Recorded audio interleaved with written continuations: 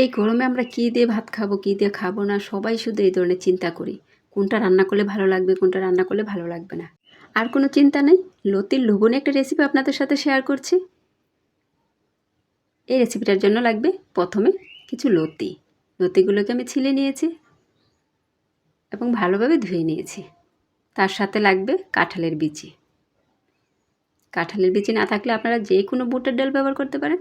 এই বীজগুলো পুরনো, গত বছরের, তাই একটু সিদ্ধ করে নিচ্ছি।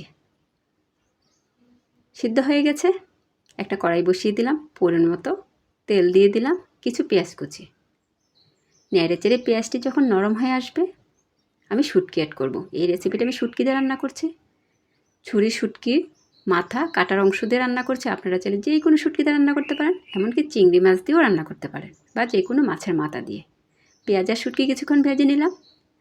তারপর স্বাদ মতো লবণ, হলুদের গুঁড়া, মরিচের গুঁড়া, আর একটু বেশি করে ধনিয়ার গুঁড়া আর রসুন বাটা। তারপর পানি দিয়ে মশলাটা ভালোভাবে কষিয়ে নিব। মরিচটা আপনারা কম বেশি করতে পারেন, অবশ্যই ধনিয়ার গুঁড়াটা ব্যবহার করবেন। মশলাটা শুটকিটি কষানোর পর সিদ্ধ করা বিচিগুলো দিয়ে দিলাম। কারণ কাঁঠালের নতুন বিচি হলে লতি আর বিচি একসাথে দিলেই হতো। এই বিচিগুলো পুরনো বিচি, এই জন্য আগে আগে দিয়ে দিলাম। লতি তো তাড়াতাড়ি সিদ্ধ হয়ে যায়। আর অবশ্যই শুটকিগুলো গরম পানিতে ভিজে রাখবেন, না হয় একটু ফুটিয়ে নেবেন। তারপর শুটকিগুলোকে ভালোভাবে ধুয়ে নিতে হবে। আর এখন সমস্ত উপকরণ ভালোভাবে মিশিয়ে নিব। তারপর কিছুক্ষণের জন্য ঢেকে দিব। ঢাকনাটা উঠিয়ে ভালোভাবে কষিয়ে নিব। অবশ্যই খেয়াল রাখতে হবে পুড়ে যেন যায় না। এরকম একটা রেসিপি হলে কয়েক প্লেট ভাত অনায়াসে সবাই খেয়ে ফেলবে, এতটাই লোভনীয়। আর এই ধরনের রেসিপি একটু ঝাল হলে খেতে অসাধারণ। ঝালটা আপনারা কম বেশি করে নিন। কষানো হয়ে গেছে, পরিমতো ঝোল দিয়ে দিলাম সব কিছু সিদ্ধ হওয়ার জন্য। ঝোলটাও আপনারা কম বেশি দিতে পারেন। আমি একটু মাখা মাখা রাখবো, আপনারা চাইলে এটা ভাজা ভাজাও করে নিতে পারেন। ঢাকনা উঠিয়ে কিছু কাঁচামরিচ দিয়ে দিলাম।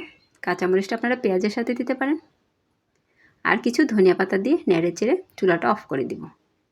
এই রেসিপিটা অবশ্যই একবার ট্রাই করে দেখবেন, কতটা মজার, কতটা লোভনীয়।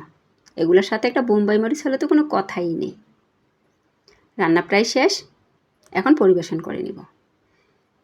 আমার ভিডিওগুলো নিয়মিত যারা দেখেন তাদেরকে অসংখ্য ধন্যবাদ। আপনাদের মাঝে আবারও চলে আসবো নতুন এক ভিডিও নিয়ে।